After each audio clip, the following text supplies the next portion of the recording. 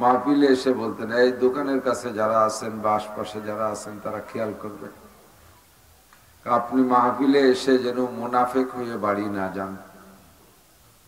খেয়াল করছেন? মাহফিলে এসে যেন মুনাফেক হইয়া বাড়ি না যান। কিভাবে মুনাফেক? মুনাফিকের আলামত তিনটা। আয়াতুল মুনাফিকে সালাসা। মুনাফিকের আলামত কয়টা? ইজা হাদ্দাসা কাযাবা। মুনাফিক কথা বলতে গেলে মাঝে মাঝে মিথ্যা কথা বলে। মিথ্যা কথা বলা মুনাফিকি। ওয়াইদা ওয়াদা আখলাফা। 2 নম্বর হলো মুনাফিক ওয়াদা করে খিলাফ করে। আমরা স্বাভাবিকভাবে এটাকেই মুনাফিকের আলামত জানি, এই একটাকেই জানি যে মুনাফিক ওয়াদা করে খিলাফ করে। যে ওয়াদা খিলাফ করে তাকে আমরা মুনাফিক বলার জন্য ব্যস্ত থাকি। বাকি মুনাফিকের আরো কতগুলো আলামত, তার একটা হলো মিথ্যে কথা বলা। 2 নম্বরে ওয়াদা খিলাফ করা। 3 নম্বরে ওয়াইদা তুমিনা খান। যদি তার কাছে আমানত রাখা হয় মুনাফিক খেয়ানত করে।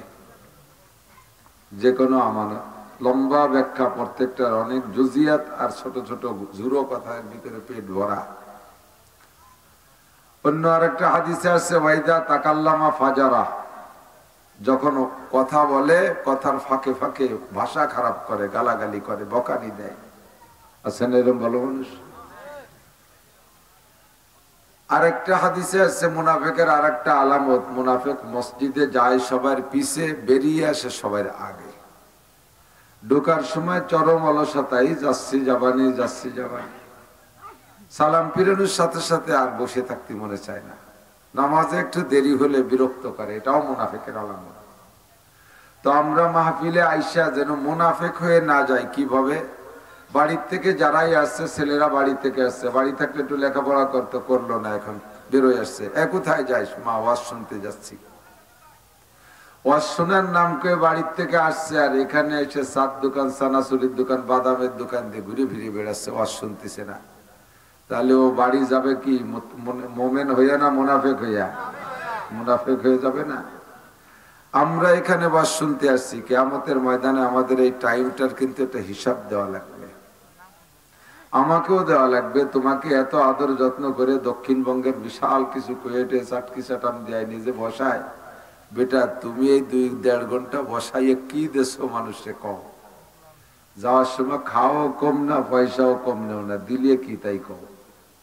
আমাকে বলা হবে এই 1-1.5 ঘন্টার হিসাব আমাকে আল্লাহর কাছে দেওয়া লাগবে কিনা? কথা বলেন, একটু বলেন। লাগবে না লাগবে? ঘুম এসে গেছে তোমার সন্ধ্যা আসার তো কথা, ঘুমের সময় তো। অন্যদিন তো এটাই শুয়ে পড়েন, আজকে মাহফিল বলে একটু কষ্ট করে রয়েছেন। এই আরামের ঘুম, আরামের বিছানা ফেলে রেখে সময়টা এখানে নষ্ট করতেছেন। আর আমরা বক্তারা তো সারা সিজন ধরেই শিয়ালের মতো দৌড়ই বেড়াতে থাকি। গতকালকে মাহফিল শেষ হয়েছে, আমার রুচির একেবারে সম্পূর্ণ বিরোধ, কষ্ট করবই না, মানে মেজাজ এত গরম হয়ে গেছে। আমারে বসাই তুই এক বক্তা ওয়াজ দিয়ে কালেকশন দিয়ে 3 ঘন্টা, 11:15 আমার স্টেজে দিয়েছে। আমি নামি এলো 11টায়, আর সে দিলে 11:15টায়। তো ওয়াজের নামারও পরে আরো 1 ঘন্টা পরে আমারে দিয়েছে।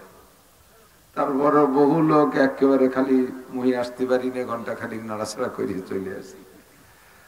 দামরাত থেকে সে জায়গা থেকে রওনা দিছি, ফজরের আজান দিয়েছে, বাড়ি আসলি কুয়াশায় তো গাড়ি চালানো যায় না। তো আমরা সারা বছরই পরিশ্রম করি, আমাদের সয়ে গেছে মোটামুটি, কিন্তু এই শোয়াটা উপরে উপরে সয়ে নেই, ভিতরে কিন্তু এর একটা জের থেকেই যায়। পরিশ্রম, মেহনতি পরিশ্রমী যারা আছেন, মাঠে ঘাটে কাজ করেন, সারা বছর পেঁয়াজ লাগান, রোদের মধ্যে লাগান, শীতের মধ্যে লাগান, ধান লাগান, আমরা দেখে আশ্চর্য হই, এটা কি করে সম্ভব? কয় সয়ে গেছে। কেমন সইল? সইতে সইতে আপনার বয়স 50 থেকে 55 হতে হতে আপনার হাড়ের বল কমিয়ে আসবে, চোখের পাওয়ার কমিয়ে আসবে, সমস্ত সারা জীবনের পরিশ্রমটা তখনই আস্তে আস্তে জাহের হতে থাকবে, আস্তে আস্তে পড়ে যাবেন। তেমনি আমাদের সমবয়সী যারা, তারা তরুতাজা রয়েছে একেবারে নকনকে টকটকে, আর আমরা এই বয়সেই আল্লাহ বাসালি চেহারা ভেঙে গেছে, স্বাস্থ্য দুর্বল হয়ে যাচ্ছি। যদিও আরামে থাকি, আরামে খাই, কিন্তু এই পরিশ্রমটা শরীরের ভিতরে বসে যায়, এটার ক্রিয়া একসময় জাহের হয়েই যায়। তো আমরা এই লম্বা সময় এভাবে এখানে সময় নষ্ট করি। আল্লাহ রসুল বলেন লা তাজুলু কদামা ইবনে আদমা ইয়াউমাল কিয়ামাতি হাত্তা ইউসআলা আন আরবা।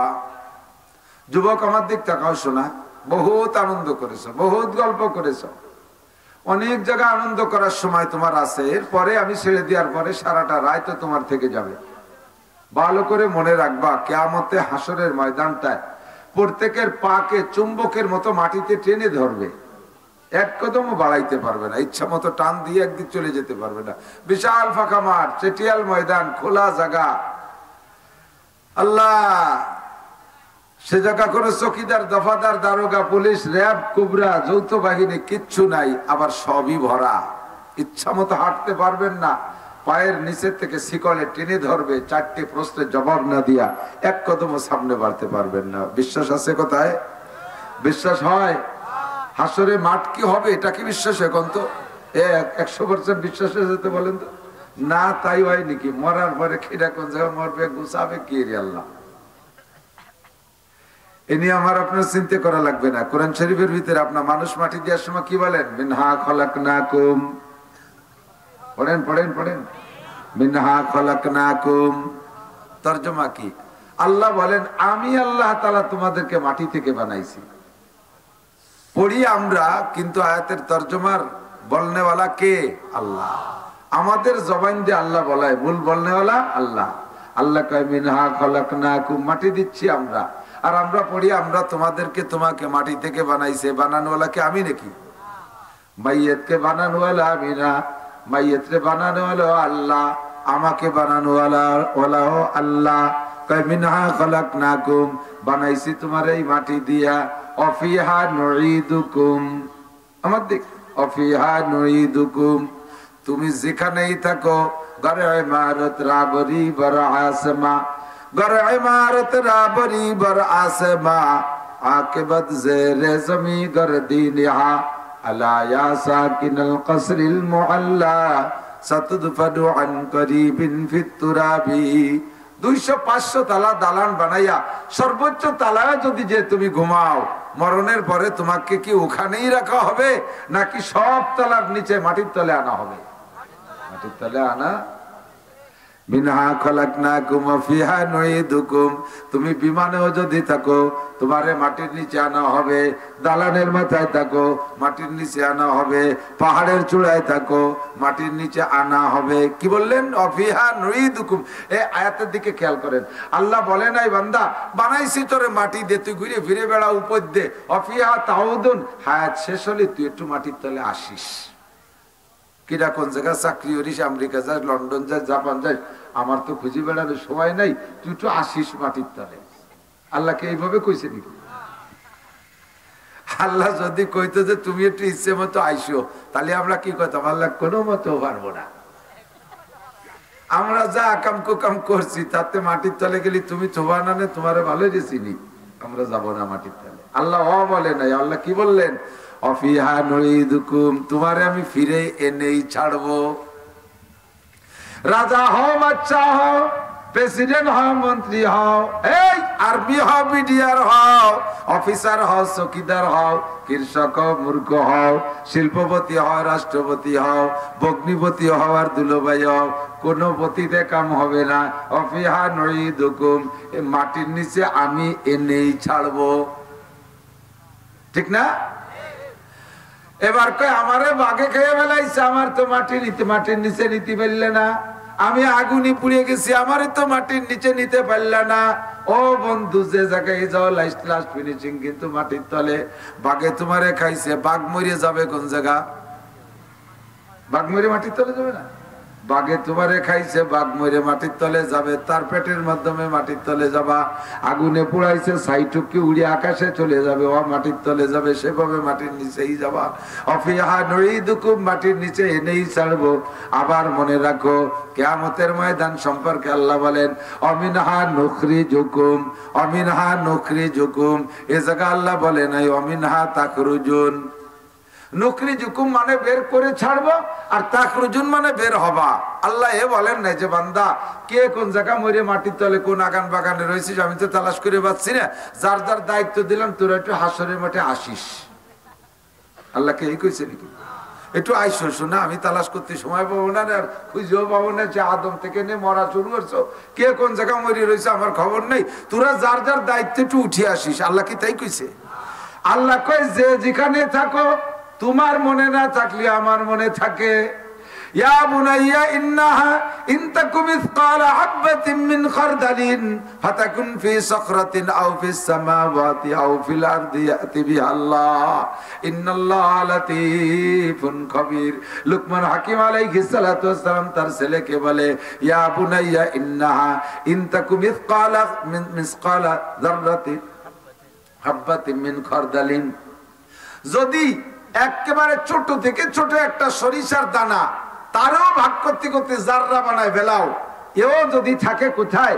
মাটির নিচে, পাথরের তলে, কালো পাথরের নিচে যদি লুকাইয়া থাকে, 7 তবক জমিনের নিচে একটা কালো পাথরের উপরে কালো মিসমিসে একটা পিপিলিকাও যদি হাঁটে, আমার আল্লাহ পিপিলিকাটাকে দেখে, ওই লুকানো সরিষাটাকে আল্লাহ পাক দেখে, ওর পায়ের আওয়াজ, ওই পিপিলিকার পায়ের আওয়াজটা আমার আল্লাহ শুনে।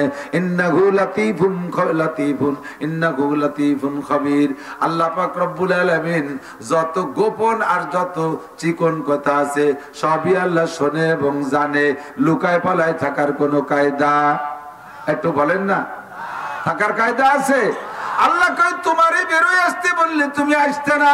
আমিনহা নুখরিজুকুম তারাতান উখরা, দ্বিতীয়বার আবার বের করা হবে। কোনবার? দ্বিতীয়বার। বলেন কোনবার? তাহলে বোঝা যায় যে প্রথম একবার গেছে আর এইটার নাম দ্বিতীয়বার। প্রথমবার কোনটা? আল্লাহ পাক বলেন, হাল আতাল ইনসানি হিনুম মিনাদ দাহরি লাম ইয়াকুন শাইআম মাযকুরা। একটা সময় তোমার উপর দিয়ে চলে, যুবক একটা সময় তোর উপর দিয়ে চলে গেছে, ও বুড়ো একটা সময় তোমার উপর দিয়ে চলে গেছে, যে সময় দুনিয়ায় তুমি কোনো উল্লেখযোগ্য কিছু ছিলে না। আমার বয়স এখন 53, 55, 54 বছর আগে আমার কোনো অস্তিত্ব ছিল না। কি কথা বলেন? আপনার বয়স 60 বা 60 বছর আগে আপনার আব্বাও চিনতো না, ঠিক না? আপনার বয়স 70, 72 বছর আগে আপনার মা আপনারে চিনতো না। আমরা কেউ কিছু উল্লেখযোগ্য ছিলাম না। সেখান থেকে আল্লাহ পাক আমাকে প্রথমবার বানাইলেন, এরপরে মাটির নিচে নেওয়ার পরে দ্বিতীয়বার হাসরের মাঠে উঠাইবেন। উঠাইয়া আমাকে ময়দানে মাহশারে জমা করা হবে। একজনও কোথাও লুকায় পালায় থাকতে পারবো না। আইসা আল্লাহ পাকের সামনে দাঁড়ানো লাগবে। আল্লাহর সামনে যে একটা চেকপোস্ট আছে, আল্লাহর সামনে চেকপোস্ট আছে, ওই চেকপোস্ট অতিক্রম করে যাওয়াই লাগবে, নইলে জান্নাতে যাইতে পারবেন না। ওই চেকপোস্ট অতিক্রম করে যাওয়ার জন্য ওই জায়গা আমাকে আপনাকে 4টে প্রশ্ন, একটু মুখে বলেন কয়টা? আমি মস্ক এজন্য করাই যাতে কিয়ামতের ময়দানে অস্বীকার করতে না পারেন যে এই কথাগুলো কোনদিন উলামায়ে কেরামের কাছ থেকে শুনি নাই। হাদিস কুরআনে আছে, মা ইয়ালফিজু মিন কাওলিন ইল্লা লাদাইহি রাকিবুন আতীদ কিরামান কাতিবিন ইয়ালামুনা মা তাফআলুন। এনি ম্যান এভরিবডি, প্রত্যেকটা মানুষের সাথে 2 জন করে ফেরেশতা আছে, লেখক। এই ফেরেশতারা আবার আপনার সবকিছু লেখে। আর মা ইয়ালফিজু মিন কাওলিন ইল্লা লাদাইহি রাকিবুন আতীদ, মনের ভিতরে হাজারো প্রকার কুকল্পনা হইলে ওইটা আল্লাহ পাক ফেরেশতাদেরকে দিলে লেখায় না। যখন ওইটা বাস্তবে হাত বা যে কোনো অঙ্গের মাধ্যমে বাস্তবায়ন হয় তখনই ওইটাকে লেখায়। আর কথাটা যখন জবান দিয়ে বের হয় তারপরে লেখায়। মনের মধ্যে ঘন্টার পর ঘন্টা কুকল্পনা করতেছেন, এইটা বলবো, ওইটা বলবো, সেইটা বলবো। যতক্ষণ না বলবেন আল্লাহ পাক লেখেন, লিখতে নিষেধ করেন, লেখে না। যখনই বলা হয় তখন লেখা হয়। আপনারা স্বীকার করেছেন 4টি প্রশ্নের জবাব দিতে হবে। তার ভিতরে 1 নম্বরে আন উমরিহি ফিমা আফনা। গোটা জিন্দেগির হিসাব দেওয়া লাগবে কি লাগবে না? বলতে পারবেন? এখন বলতে পারবেন? যার যার জীবনে যতটুক চলে গেছে, আরে যেদিন থেকে আমি বোঝা শুরু করছি, না বোঝার সময়টা পড়ে থাকুক, যেদিন থেকে আমি বোঝা শুরু করছি সেই দিন থেকে আজকে পর্যন্ত কে কি করছেন, পাই টু পাই, সেকেন্ড টু সেকেন্ড হিসাব দেওয়ার কাহারও ক্ষমতা আছে? আজকে কি বার? রবিবার গেল, এমনকি গত রবিবারের দিন বলে কি খাইছি তাই মনে নাই। আছে? 1 সপ্তাহের হিসাব দেওয়ার উপায় নাই। হিসাব দেওয়া লাগবে কি লাগবে না? হাসিবু ক্বাবলা আন তুহাসাবু, ওয়াজিনু ক্বাবলা আন তুওয়াজানু। আল্লাহর নবী বলেন, বান্দা হে আমার উম্মত, কিয়ামতের ময়দানে তোমাকে হিসাব দিতেই হবে। সেই দিন হিসাব দিতে পারবা না, কাজেই হিসাবটা আমি সহজ করে দিচ্ছি। হাসিবু ক্বাবলা আন তুহাসাবু। আল্লাহর সামনে হিসাব দেওয়ার আগে দৈনন্দিন হিসাবটা তোমারটা তুমি মিলায় নাও, প্রত্যেক দিনের হিসাবটা তুমি মিলাও। সাহাবায়ে কিরাম জিজ্ঞেস করলেন, মাতা হাসাবু হাসিবু ইয়া রাসূলুল্লাহ, হুজুর দৈনন্দিন হিসাব কখন কিভাবে করব? হুজুর শিখাই দিলেন, ইজা আবাইতুম ইলা ফিরাশিকুম বাদাল ইশা, ইশার নামাজ পড়ে যখন বিছানায় খানা খেয়ে যে তোমরা শুইবা, ওই বিছানায় শুয়ে প্রত্যেক দিনের হিসাবটা প্রত্যেক দিন করো। ঘুম থেকে উঠা বিছানায় আসা পর্যন্ত, বিছানা থেকে উঠে বিছানায় আসা পর্যন্ত 15, 16, 18 ঘন্টা যে যেটুকু আমরা সময় লাগাইছি দিন বইরা, এই সময়টুকের হিসাব লাগাই। আরে ঘুম থেকে উঠে আমি এ পর্যন্ত কি করেছি? ফজরের নামাজ পড়ছি কিনা, জোহরের নামাজ পড়ছি কিনা, আসরের নামাজ পড়ছি কিনা, মাগরিবের নামাজ কিভাবে পড়লাম, ঈশার নামাজ কিভাবে পড়লাম, সকালে নাস্তা কোথায় খাইলাম, চার দোকানে যে কি বললাম, কার সাথে কি করলাম। দৈনন্দিনের হিসাব যদি ডেলিটা ডেলি মিলাই, এইটা মিলানো সম্ভব। যদি তোমার এই হিসাবের ভিতরে আমার দিক তাকান, যদি তোমার হিসাবের ভিতরে 10টা 20টা গুনাহ ধরা পড়ে, ওই জায়গায় ডান কাতে শুইয়া হাতটারে গালের নিচে দিয়া, ডান কাতে শুইয়া হাতটারে গালের নিচে দিয়া, মুখের নিচে দিয়া, ডান কাতে শুইবেন, পারলে উত্তর শীতেনে শোবেন। আবার এলাকায় প্রসিদ্ধ আছে, কয় উত্তর শীতেনে বাইসে থাকতে সতী নাই। উত্তর শীতেনে শোয়া মানে মরা, ওভাবে চুইস নিয়া। আল্লাহ কেন উত্তর শীতেনে শোয়া অবস্থায় যদি আজরাইল ওই অবস্থায় পাইয়ে যায়, কলে লাইন মতো আছে জন মারিয়ে দিয়ে যায়, ওই টেনশন করে লাভ নাই। উত্তর শীতেনে আপনি শুইবেন, আমার বডির দিকে তাকান, আমি যেভাবে বসা আছি না, এইভাবে যদি আপনার বডিটা ভাঁজ থাকে, এইভাবে ডাইন কাতে শুইলে আপনার বডির মধ্যে মোহাম্মদ শব্দ লেখা হয়ে যায়। আমাদের বাংলাদেশ থেকে উত্তর দিক কায়তে শুইলে কিবলা আমাদের মুখের দিক পড়ে, ঠিক না? আর আরবিতে লিখতে হয় কোন দিক দিয়ে? ডাইন দিক দিয়ে লিখতে হয়। তাহলে কিবলাকে যদি সামনে করে দাঁড়াই, ডাইন দিক হবে উত্তর দিক। আমি যদি উত্তর দিক কায়তে হইয়া উত্তর দিক মাথা দিয়ে ডাইন কাতে শুই, এই বডি ফিগারে, বডির মধ্যে মোহাম্মদ শব্দ লেখা থাকে। মিমে মাথা, মাথায় মিম, হাতের এই ভাঁজটা হা, এই কেনুর এই ভাঁজটা হা, পাশার এই মোড়টা আর একটা মিম, হাঁটুর নিচে দাল, হয় না? মিম হা মিম দাল, মোহাম্মদ এই ফিগার নিয়ে শুইছেন। আল্লাহর পক্ষ থেকে সিদ্ধান্ত, এদিক তাকান। প্রত্যেক কাজের শুরুটা হইতে হবে সুন্নতি ভাবে, শেষটা হবে সুন্নতি ভাবে। মাঝের টুক যদি এলোমেলো হয়, সমস্যার কারণে আল্লাহ তাআলা এটা মাফ করে দেয়। খাওয়ার সময় বসবেন কিভাবে? খাওয়ার সময় বসবেন সুন্নতি তরিকায়, 2 হাঁটু উঠাইয়া, অথবা তেতো সুরতে, অথবা 1 হাঁটু পায়ের, 1 পা বাস দিয়ে পায়ের নিচে দিয়ে, আর 1 হাঁটু খাড়া করে, হ্যাঁ, 1 হাঁটু উঠাইয়া, অথবা দোনো হাঁটু উঠাইয়া, অথবা তেতো সুরতে, এই খানা কাজ শুরু। হুজুর আমার যে বুড়ি, ও তো আমি ওই পারবো না, তো বেশিক্ষণ থাকতে, আমার রানে মোটা মোটা ওভাবে বাজি হয় না, আর আমার মাজায় ব্যথা, আমি পারি উঠবো না। শুরুটা করেন, 1-আধা মিনিটের জন্য শুরু করেন, এই 3 তরিকার 1 তরিকায়। এরপরে পারেন না আপনি শুয়ে খান, পারেন না চেয়ারে বসে যান। শুরুটা করেন সুন্নতি ভাবে, আবার শেষকালে খানা খাওয়া শেষে সুন্নতের মাধ্যমে সেটি সিটে পরিষ্কার করে, ধুয়ে মুছে পরিষ্কার করে খান। বাস শুরু হয়েছে সুন্নতি, শেষ হবে সুন্নতি। মাঝে যেটুকু এলোমেলো হয়েছে, 2 পাশের সুন্নত থাকার কারণে আল্লাহ ওটুক মাফ করে দেবে। আল্লাহু আকবার। রাতের বেলা শোবেন আপনি সুন্নতি তরিকায়, ডান কাত হইয়া শুইয়া আপনি হিসাব করবেন, ঘুম থেকে উঠে আমি এ পর্যন্ত কি করেছি। যুবক মনে রাখো, পর্দার আড়ালে মা বোনরা দিন ভরে কাজ কাম করবা, শোয়ার সময় হিসাব লাগাইবা। যদি তোমার আমলনামায় কিছু গুনাহ ধরা পড়ে, ওই গুনাহগুলো থেকে তওবা করে নিতে হবে।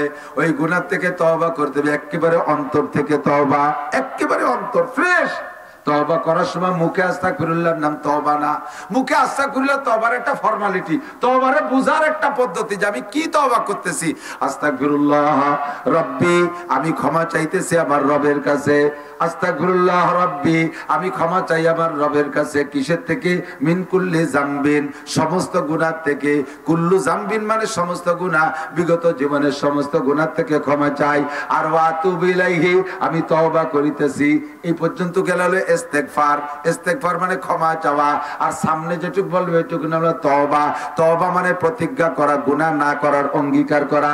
ওয়াতুবু ইলাইহি, আমি আল্লাহর কাছে তওবা করিতেছি, আল্লাহর দিকে প্রত্যাবর্তন করলাম। তার মানে এতদিন গুনার মধ্যে ছিলাম, এখন নেকির মধ্যে আসলাম, ওয়াদা করলাম আর গুনাহ করব না। এই হলো তওবার ভাষা। বাকি এগুলো সব অন্তরের সাথে সেট করা। কিসের থেকে ক্ষমা চাই?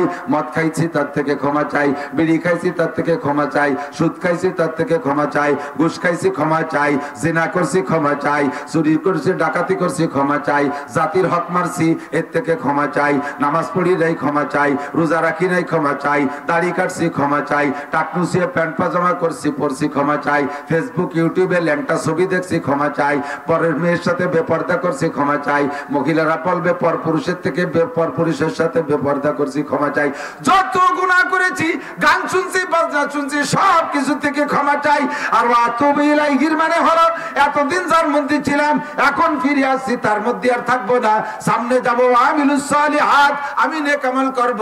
আল্লাহ পাক বলেন ইউদাফ লাহুল আযাবু ইয়াওমাল কিয়ামাতি ওয়া ইয়াখলুদ ফীহি মুহানা ইল্লা মান তাবা ওয়া আমানা ওয়া আমিলা আমালান সালিহা ফাউলাইকা ইউবাদদিলুল্লাহু সাইয়্যাতিহিম হাসানাত। ও